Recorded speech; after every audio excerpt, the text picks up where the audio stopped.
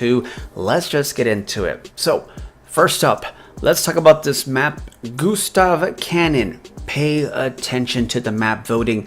If this map pops up, back out, quit the game, whatever. It is a waste of your time when it comes to SMGs. It is way too big and it's too slow.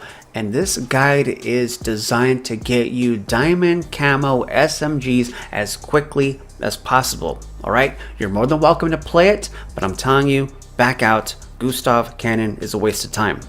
Let's talk about the score streak setup, recon aircraft, counter recon aircraft, and the third can be whatever you like. Sometimes I would run flat guns, other times I'd run nothing if I didn't have it unlocked. Why? Because we want to leave as many people alive for us to shoot at, more opportunities for headshots. Now, you're welcome to use any streaks you like, of course, but I chose not to because I don't care about getting bomb kills and glide bombs and all this stuff. I want to get headshots. So if you're taking out people with your glide bomb, that's one less opportunity for a headshot. You see what I mean? So again, just a suggestion, but I would go with non-lethals, whatever streaks you decide to go with. Let's get into the class setup. I use this setup 90% of the time, and I'm convinced this is the best headshot class. Let's get into it. I use Mountain mainly to keep me off their UAV and for silent movement. Weapon, obviously we will be using all the SMGs, but I found that the reflex sight personally helped me with the target acquisition of the headshots. It just made it so much easier. And if you can, go to personalize when you're hovering over the weapon, go to reticles, and pick yourself a nice clear reticle like crisscross. It would be nice to use spec, but you need 300 kills to get that thing unlocked. Whereas crisscross only requires 100. It's just a little tiny thing, but I found that it helped me out. Next we have grip, and that's just gonna help with certain weapons. I kind of just ended up using it for all the weapons, but it's gonna really help with the WAF, the PPSH, and the Tommy. Right, these three had the highest recoil. PPSH, WAF, Tommy gun, aka the M1928, had a lot of recoil. Even with grip, is a little bit of a pain in the butt. The WAF was like 2-3 shots to the head sometimes. This one's really gonna make you want to break your controller, but these are the two attachments I used all the time. Lookout. Lookout is so good. No, it's not just for snipers or LMGs. It works so great because in the mode we will be playing, which is hardcore free-for-all, it will help you spot people that you sometimes miss. Because back in Black Ops 3, we had people with red lights on them and colorful outfits, and the background was so colorful. In this game, people actually blend in. You know, the backgrounds are realistic and brown and dark colors, and so are the characters. They don't have dank matter and they're not shiny and chrome. People blend in, and so with Lookout, that is going to give you that millisecond, that split second to spot people that you may otherwise miss. Try it, trust me, and it's going to be hard to play without this perk. Secondary didn't matter, and if you can unlock the S-Mine, that's great for helping you get a UAV. So moving on to the closing section of our little tutorial here, I'm going to do something I haven't done for any of these SMG guides in any of the past years. We're going to do a little walkthrough of the gameplay. I ended up hitting 11 headshots in this free-for-all, and the reason why I'm doing this is because I had to change my entire playstyle. So in previous years, you know, we could play hardcore kill confirmed, maybe play some domination, maybe play some free-for-all. You can mix and match, do all kinds of things. You would switch your classes. Everything was sort of different. And this year truly is different, although it's much more simple. So the reason for that is because the challenges and the way the classes are set up, essentially there's only two challenges: get 100 headshots and get 5 bloodthirsties. And both of those can be done in hardcore free-for-all relatively easy.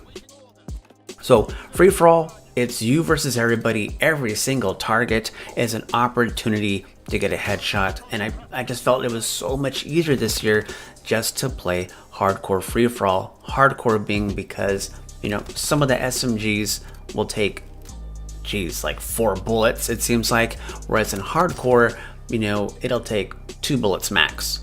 3 maybe, depending on how far away they are. But for the most part, it's 1 or 2 bullets. You guys already know this from the previous years. The other reason why I'm showing you this gameplay is because I had to change my playstyle, and I'm sure you guys will have to also. So we're using the little S mines, plant them down, and then we peace out. We leave them as a little surprise for someone to spawn into. I know it's kind of dirty, but it is what it is, and it helps us get our UAV, counter UAV, what have you. Notice the way I'm moving around, keeping my back towards the edges of the map. Very rarely do I go in the center unless I think there's a target in there, and very rarely do I sprint. Walk, don't run. So first thing is a positioning. Okay, you want to patrol an area and you want to keep your butt safe. All right, it's like your first day in prison, boys. Keep your back towards the outside. You don't want no one looking at it. All right, unless you know there's a target in the middle somewhere, very rarely will you sprint to chase someone. So that moves on to the next section. Woo, that was a close one. Walk, don't run. If you're running around, if you're sprinting, it's gonna take you longer to ADS, aim down sights. The guy who can pull up his weapon fastest in hardcore will almost always win that gunfight. So if you're not sprinting, all you gotta do is aim your gun and blast somebody. Whereas, man, it's like more than half the people in free-for-all, they're just running around. They're sprinting, so they have to have that sprint out time. You can eliminate that by just not running. There really is no reason to run around in free-for-all. There's no objective. There's nothing to cap. And so I had to get out of that mind state, because all I play is domination and hardpoint, you know, modes like that. And it's just been embedded in me to always run, because I'm trying to capture interesting, fun gameplay. You know, so I'm always running around. I'm trying to keep the gameplay interesting. But I had to not do that no more. I had to change my entire playstyle for this particular game for these headshots. They just seemed a little bit harder. The SMGs don't pack as much punch as they did. And so as you can see in my gameplay here, I pick an area to patrol. I'm not camping. I'm not saying be a camper. Don't do that. That's not going to improve your overall skill. It's dirty and it's annoying. Okay, I pick a whole general area and I patrol it back and forth. Now, you saw I just took out their UAV. Earlier, I told you guys to use UAV, counter UAV, non-lethal stuff. When you get that counter UAV or the flak turrets, the flak cannons, hold on to them. There's no point in using them because there is no UAV. There's no mini-map in hardcore. So just wait until the enemy gets their UAV and then bam, pop it out of the sky, gets you a score, you know, complete challenges, all that. There's just no point to call it in when there is no mini-map. And I think that should cover it for the most part. You know, just gotta play slow. Gotta play slow, and grip. Quick draw is not really needed if you're walking around most of the time.